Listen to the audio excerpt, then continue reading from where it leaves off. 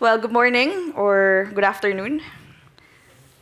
Oh, it works. So, thanks, Blanca, for that amazing introduction. I don't think I've ever been introduced that way in any conference. I'm Kax in this Kax and Sara duo. I'm Kax. I'm a product leader in a company called Adevinta. And I have over 10 years of experience behind me in product management. That's my 9 to 5. After work, when I shut down my laptop, I turn on another one. And for my 5 to 9, I am sometimes coaching women in product, and I'm a lead instructor in a tech academy called All Women. And well, I'm Sara. It's like some years that I'm selling and building. Before I was a marketing manager, and now I'm building products. And this is how I get to know Kax, who turned out to be my manager when I was PM at Adevinta. And as of today, I'm senior product manager at Hubspot. And for more details of work, you look at LinkedIn. But afterwards, what I do is like some months ago, I realized that there's few content about product management in Spanish. So I'm trying to fill this gap, generating and explaining my stories. And I'm creating Mentoring the Producto with a colleague of mine to help some PMs that want to be mentorship or mentor in Spanish. And with that said, and I'm a little nervous, go. I'm used to Zoom now. Your faces are like that in my day-to-day, so putting your bodies, wow. Let's start. I need a little bit of participation. Who from here is a people manager? Okay, we have some. Good. Good ratio.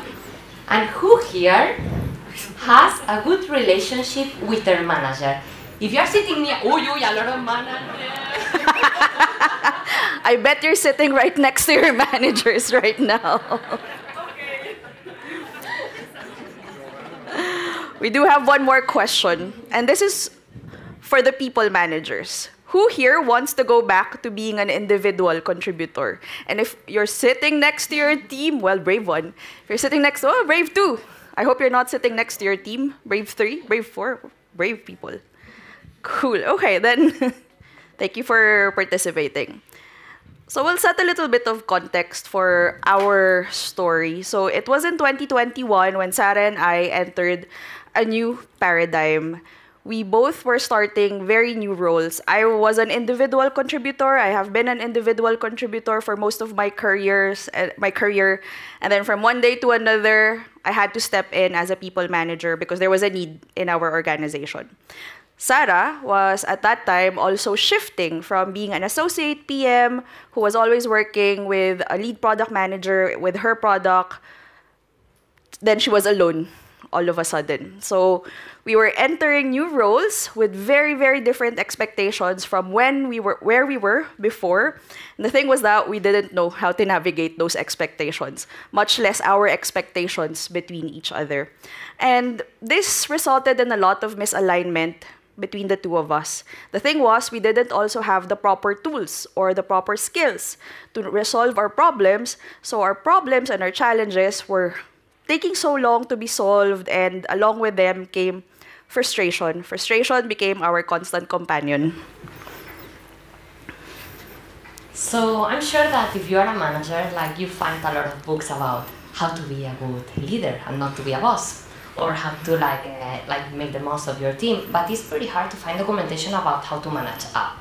And we're doing this presentation 2 years after we've worked together, so like there's some distance, and we had the opportunity to discuss a lot of these topics, and we want to share with you those learnings, and if there's some takeaways that you can take and use in your day-to-day, we will feel mission accomplished, I would say. At least just take one to go back tomorrow, on Monday, to your work. So, as Sara said, we prepared our top challenges, our top 3 challenges that we wanted to share with you guys to really illustrate how we navigated them and what we felt through it all. And when we were preparing for this talk, our friends who knew that we were preparing were asking us like, okay, are you gonna share the biggest drama that you both had? Of course, we will. And that drama is Kax versus Sara meets promotions. Of course, we'll start with that. Okay, so here I was the one who wanted more money, and how it started, because I was marketing manager and I want to move to product. I'm pretty sure that some of you have gone through this path. It's pretty normal. And what happened is that at the moment that I made that decision, I had to become an associate PM or a junior PM and have a lower salary and a lower level. But it was alright. I mean, I didn't know how to do the job, and I had to start for something. I had to start somewhere. And when what happened is that when you move to PM, you know to do a lot of things. There's frameworks, but at the end of the day, there is the abilities, the skills, is how you solve problems. And what happened here is that I was catching up, and after 1 year and something, I don't remember the timeline, I was alone in my team with 3 squads, and what happened is that I had several managers, one of them sitting here, that was like helping me to grow. But with those different changes of managers, what happens is that no one sees you grow all the time. And Kax was my new manager, joining, individual contributor, having 4 different PMs working for her, each one of them very different, like different desires, different career growth, different objectives. So it was a challenge where I was in this situation that I was growing so fast and she had to catch up in her responsibilities too. Different hallucinations as well. Yeah. Okay, and what happened here is that I was speaking with my colleagues, and I would love that if you've been in a similar situation at some point, you tell me after outside this room, is that I was speaking with my colleagues, and I got to discover that some of them had higher levels and higher salaries. And this is not important, but the important one is that they were doing a similar role that what I was doing with similar responsibilities. So this hurt. This was frustration.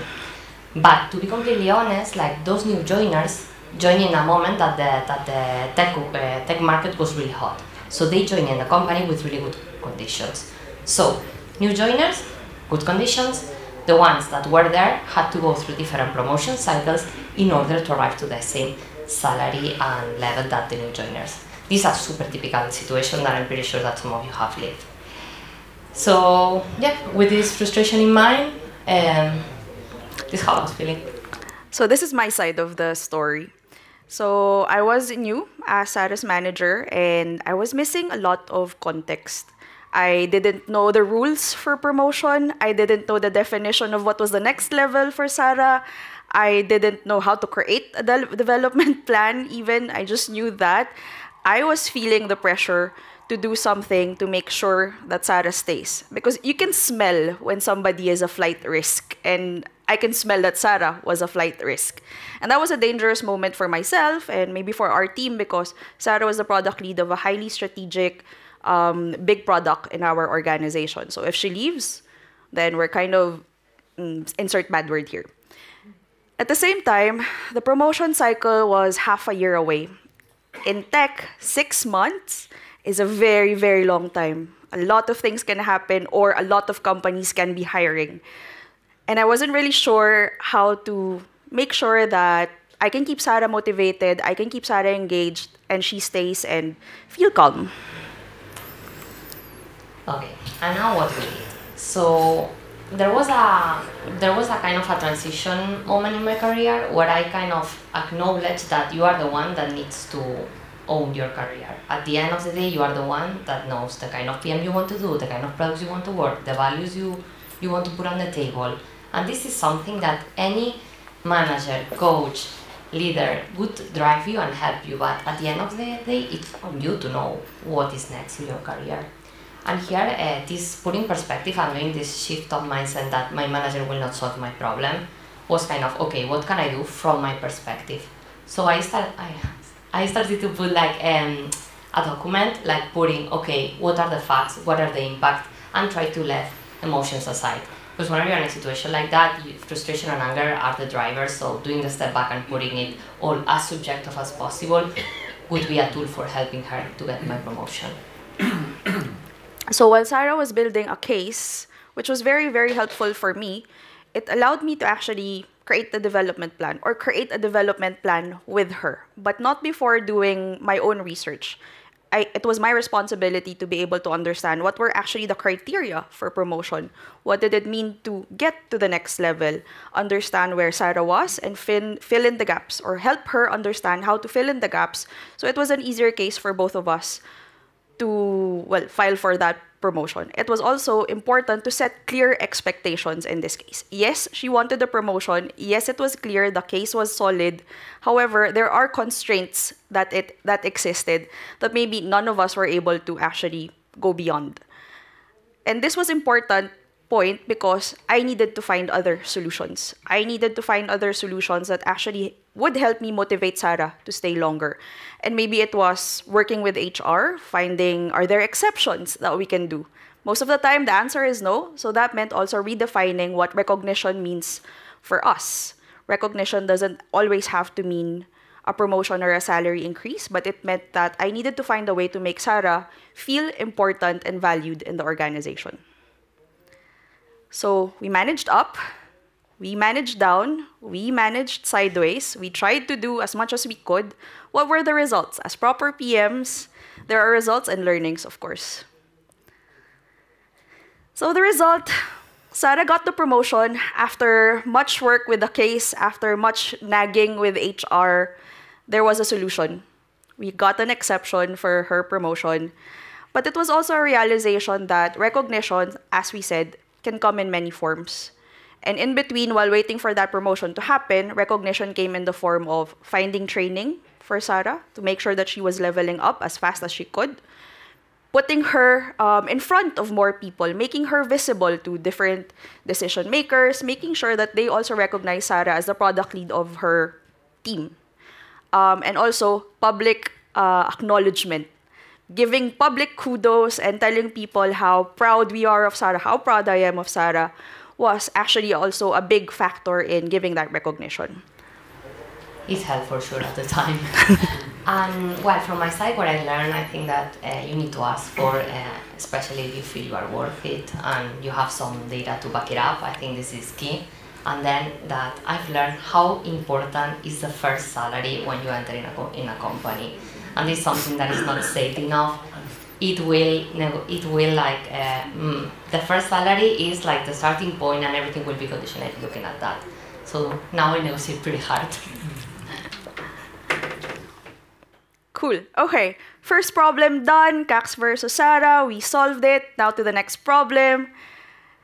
Kax and Sara versus the stakeholders. So, situation. So as we mentioned, the product that Sara is managing, high impact, strategically relevant to the organization. It was also a fairly big product that has had so many years behind it.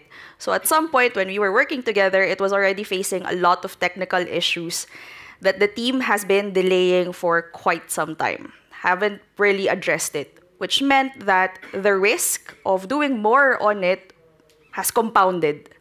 But at the same time, the work that was necessary to do to remove that risk also has compounded. It was a lot of work that was necessary to be done. That also meant that escalations were brewing, escalations from both our stakeholders and from the team themselves. Okay. Have you ever had to step back to then something forward? Pretty sure. So this was the situation. At this moment, like, we had to stop everything. We decided to solve for scalability, stability. And what does it mean is that we were not building new features, we were not iterating existing ones. So you can imagine, boom, the flag that this raised, like, we're stopping it. Why? Because we really need to do a refactor. I think it's a word that scares me. But yeah, we had to do that. This was the thing that we needed to do it in order to move ahead. What I was expecting from Kax is that I did wrong, that I didn't give enough visibility to the stakeholders that we made this decision. And on top of that, I was also expecting Kax to help me solving this mess, supporting the team decision, why we have decided to do that, and to trust why we have arrived to this point that, okay, there was no way back. We had to focus on the refactor. My side of the story. So I had very low visibility on what was really happening in Sara's team. I didn't know how big the problem was. I didn't know how bad the team was feeling about this whole tech debt and how strong they were feeling about the need for a factor. What I was seeing though was that I was already being hounded by our stakeholders. I was under a lot of pressure from our stakeholders because the moment that they heard refactor, 1 quarter, flags. They knew that it was going to be a big risk for their own objectives. And, well, they expected us to do something about it. And I expected Sara to really manage her stakeholders, give them the visibility that they needed, and also have a clear plan to mitigate all of the risks that they were raising. So we had a problem. What did we do to solve them? Because we had to solve them. So the first solution was on my part. Have clear goals and priorities. It was very clear that Sara and I had very diverging priorities. My priorities, my objectives were leaning towards the business, while Sara's objectives were leaning towards the product, the technology behind it. And if we were going in 2 different directions, this is where the problem happens. So we needed to sit down. I needed to sit down with Sara and really align and agree on what we needed to optimize for.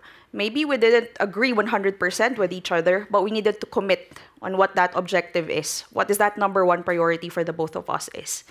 And with any priority, with any objective chosen, there will always be risks next to them. So I needed to work with Sara on identifying what those risks are and how do we mitigate them. Move a bit over here. From a PM point of view, I was super stressed, but no one cares about stress in a company. What we had to communicate was exactly the opposite. It was that we were calm, that we had a plan, and that we were working on it. And one of the actions we did is that we map up the stakeholders. So we were having like all this map of stakeholders and we're deciding, okay, which communication we put for each one of them. Channel. Which amount of the day do they need? How frequent? And actually I see one of my stakeholders in this room. So there's someone that lived the situation with us and this was it. Mapping stakeholders and deciding how we'll communicate with them and also ensuring that we had feedback loops. What we were not communicating well, what we were missing, like having always this route of feedback coming from all the sides, also between the two of us. And what's here? Okay, this is the how, like what we did is like manage up and communicate, but the why is because at the end of the day, Kax what was doing is it was empowering the team, empowering me as PM to own the rationale, own the things, like explain why we have made that decisions, give visibility. So it's kind of this relationship of you are the PM, you own the product, move ahead. So of course, we had some results. And well, Sara, you go first. Yeah. Okay. I used to be, sometimes I am, one of those PMs that every time that I listen tech debt and refactor, it's a scare. It keeps scaring me because it means that your roadmap will change, that you will have to look at tech debt, that you would like, it can disrupt. And here, this was the problem, that we took this tech debt, we ignored it for a long time, we stretched the gum on the gum, right? So first lesson is like, learn from my side is tech debt needs to be tackled as soon as possible, make it part of your plans, and carry it up in pieces that don't disrupt the full quarter roadmap or planning you have in mind. And another lesson for us was that we needed to partner up or partner down and partner sideways. We needed to be working together. We need to have a single objective, an aligned goal. Otherwise, we would just be stuck in that divergence of priorities. And we needed to have an objective that puts into perspective both our concerns from a business perspective and also from a product and the team perspective. But we needed to do that together.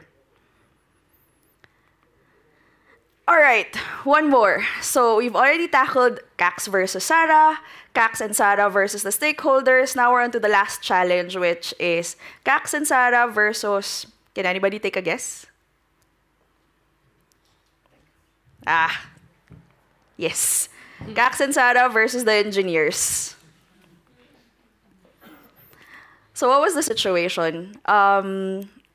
at some point, there was a very top-down decision from the engineering side of our organization to restructure the teams. There was a new tech philosophy that was pretty popular at that time, and they wanted us to restructure according to that new philosophy. Biggest constraint was that the team had a quarter, 3 months to implement that entire structure, but not just the structure itself, but also completely change their ways of working and be productive at the end of it. 3 months. But apart from, hey, this is the philosophy, you have 3 months, there wasn't really any much guidance given to the team to implement the change. And of course, that made doing anything moving forward pretty difficult. Okay, what happens when your mother, your father, your sister, your brother tells you how you need to do something? I don't know you, but in my case, I'm an adult, I know how to make decisions, and so you oppose like this kind of resistance, that is that whenever something is top down, or you feel it top down, you do the step back. And this was what happened here, that we felt like that, and we put resistance. So at some point, what started to happen is that this change was taking longer. We didn't know really how to make it happen on the teams. And it was starting to have an impact in the morale, in the productivity. So what I needed from Kax at this point is, okay, Kax, help me with the decision makers to communicate what is happening, what is the impact of their decision and of this new structure. And not just that, I needed her also to push for product, because at the end of the day, no matter how tech is structured, but tech and product work together, and this is expectation that we solve the problems of the users together. So I needed her to be that voice for me. My side of the story. My side of the story was that I was completely detached from the situation. Are you seeing a pattern here? I have no visibility. I'm detached from the situation. I have zero context. There was a lot of things that I didn't understand from the very beginning. And I thought it was like, hey, this is being driven by the tech, my tech counterpart, none of my business, which is completely false. Because on one side, I was detached, but I was also feeling the pressure and seeing from my own eyes, observing that the changes were taking longer than expected. We did say 3 months, and we were nearing the end of the 3 months, and no changes have happened. And it was already flagging that there will be impact on both the business and our strategy. And also, I noticed that the changes were mainly being driven from the tech side with little product input, which is very ironic considering from the beginning I was detaching myself because, hey, this is driven by my tech counterpart, this is none of my business. However, I was expecting Sara to be involved even though it was a tech-driven, situation. So, solutions, as always, every problem needs to be solved, or important problems need to be solved. In this case, the solution needed to come from me first. So, of course, I got involved and aligned with my tech leadership. I onboarded myself into the topic so I could support Sara and her team better. If I was expecting Sara to be involved, I needed to be involved as well. And onboarding into the topic actually helped me manage the change better, or help Sara's team manage the change better, because then I could provide a little bit more clarity to the purpose of this change from a product perspective. What were the benefits? What opportunities are going to be opened up to us after we've done all of this? Soften the blow and make people really look at the positive side of things. Well, from my side, I'm not really proud about this, but the first thing I did was I complained. I sit with my manager, I complain of the situation, and did this solve something? Of course not. So second round, I complained, but I put a solution with my triad, and here we try to make the most of the situation. What did we have? Okay, what we can control, what were the things that were not enough defined that we could take advantage. And we did that, we put a plan in place, and from the philosophy that we had to apply, we did it in our way, and we decided how to presenting it to management. And this is what happened at the end. Next slide. What happened is that The team completed the restructure. We did it in a way involving also like design, data, front-end and back-end engineers. So we all together decided how we want to implement this new philosophy. So it was a team effort. We managed to do it. And I think that for me the most important is that no matter what change in the structure has to happen in a team, it needs to be product and tech together, because this is the irony of life, that then you expect PMs to work in triads with tech and be completely efficient. So this it's a thing that needs to happen top down, top to the down. And from a management perspective, like the previous problem that we talked, it's very important to have a partnership with your team. Not just leave them alone, but work with them. Especially if with changes like this, you need to be working hand in hand. So at the very least, to be able to give context to the change that's being asked, why this change to begin with, and also lead by example. If I am expecting my team to work a certain way, I should be working that certain way myself. So we solved the problems, at least the top 3 problems. We learned from it. Did we live happily ever after? Well, no, not really. As you can see, Sara now works in a different company, so she left me at some point.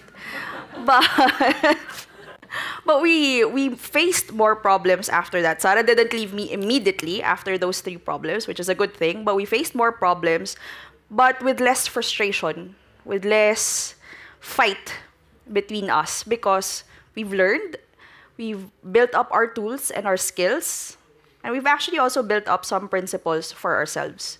And for me, first, as a manager, my first principle is to have very, very clear expectations and to make them known. Some of those expectations, we probably don't agree with each other. She has her expectations from me, I have expectations from her. They're not always going to be positively seen by each side, but it's okay. The worst actually is that you have expectations and you don't tell them, and then you wonder why nothing is happening. The second one is about giving autonomy. Giving autonomy, but always providing direction, feedback, and support. Autonomy doesn't mean, here, go forth and do something, and then you leave them alone, and then you're wondering why this is not what I was expecting. Giving autonomy also means being able to give constraints, the right constraints and the right environment, so that people can make their decisions in a good way. And lastly, it was for me, this is what's very important for me, was to create a safe space. Create safe space for Sara and her team to be able to give feedback, complain, but constructively, share their challenges, feelings, and ask for help. And from my side, I mean, I said that before, at the end of the day, you and your career, you hope to be guided by the best intentions, but at the end of the day, it's you who knows what you want next. Then on your product, and this is a lesson that as a PM, you are the one who knows the business, the problem, the market, your tech stack, the capabilities of your team. So whenever you make a decision, and you with your triad, it's because you have a rationale behind. So own it, embrace it, and communicate it.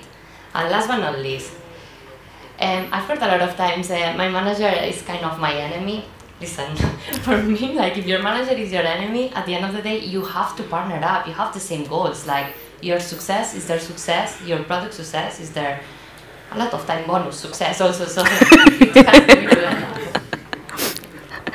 And based on trust, there's 2 tools we use that were super effective actually. The first one is the culture map from Erin Meyer. So the first image, the first bubble is Spanish culture, like how we look at different trust, how we build relationships, how we communicate. And the second one that I've marked is Philippines. So where I'm from. Correct. Can you see here the gap? So when we were doing this exercise, like I started to understand that Kax was not being not clear. Is that she thought she learned in her culture to be less precise, and I had to read between lines. On the opposite side of things, I thought Sara was just being too direct, very aggressive. But at the end, it was her. These are the differences that you also will see, especially if you're working in a multicultural environment and working with very, very different people and knowing how to navigate those differences between each other. And I guess this is what safe space is all about as well. Yeah, and the second tool we use is vertical candor. That I say give feedback as it is, say it as it is, but just care about the person you are providing this feedback. And for some last words, at the end, management report, it's a bureaucratic thing. It's a way to organize people in an organization to have a little bit more structure, to have a little bit more, well, organization, for lack of a better word. But really, the success happens when you partner up. When you partner up together, forget about the lines, forget about the hierarchy of things, and just work together and go for the same goal. And that was our mic drop moment right there, because now if you have questions, thoughts, maybe even violent reactions, then we'll take them.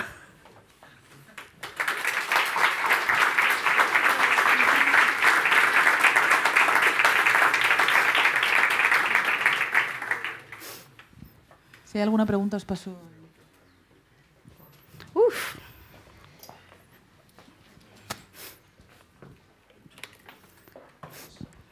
Hello, my name is Andoni. I'm LPO of whatever it means, of Siemens.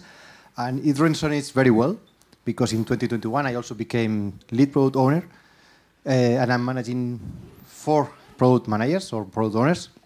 But, and the question is about this, I'm not the people manager. I'm only managing the people in terms of the product.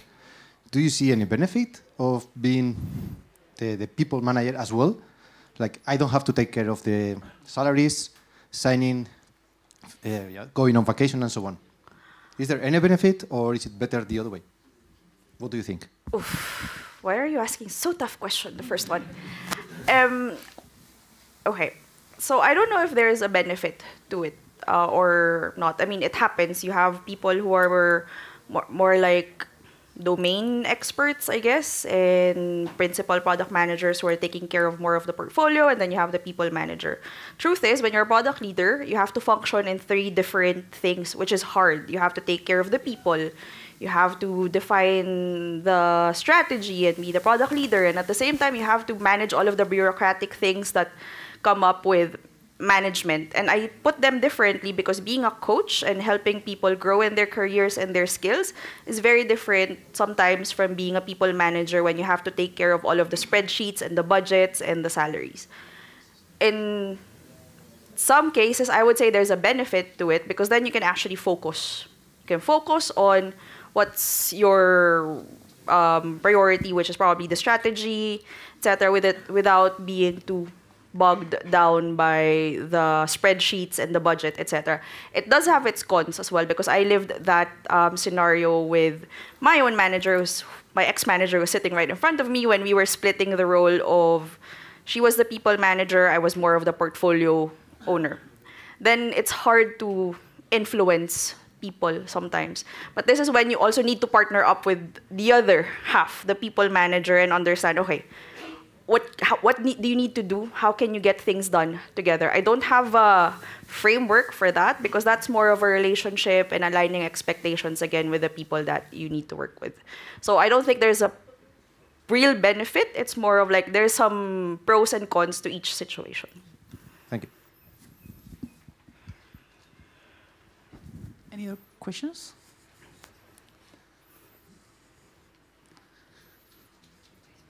Okay. Don't think so. So thank you very much, girls, and let's go have lunch. Thank you.